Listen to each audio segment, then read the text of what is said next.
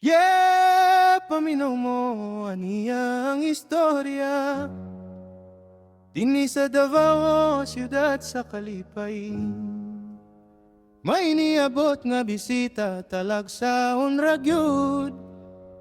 Atong isgutan maong andama ang inyong dunggan. Mao nini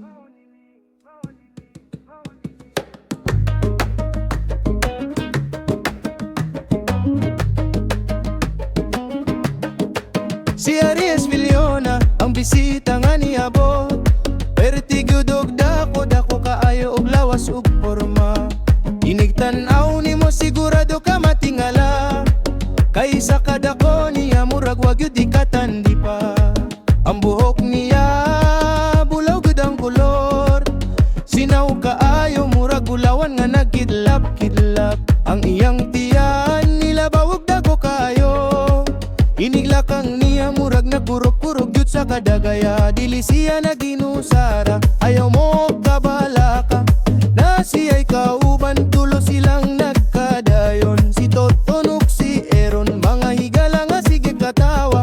Di sana sa muato, kanunay gyud silang tulo nga magbuyo. Sila daw maglatagaw dinhi sa Davao. Si Aries Villona, dako bulaw ang buhok kay nilabaw gyud. Sila daw magsuroy sa dapit-dapit.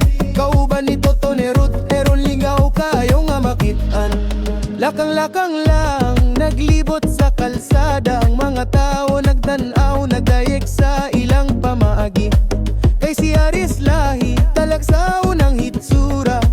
Dako ang lawas, apan buotan ug puno sa katawa. Si Totonok, si Aaron, dili gyud mabiaan. Kung asa mo ato si Aries, naragyud silang duha. Maglatagaw-latagaw, walay hunong nga suroy-suroy. Sa matag, eskina sa matag, dalan sila ang gihisgutan. Dinhi sa Davao, malipayon silang giabot.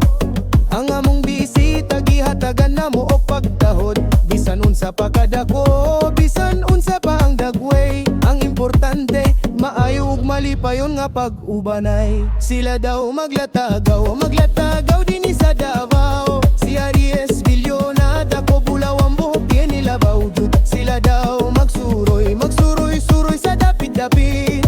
Kauban ni Toton ug Aaron, lingaw kaayo nga makitaan.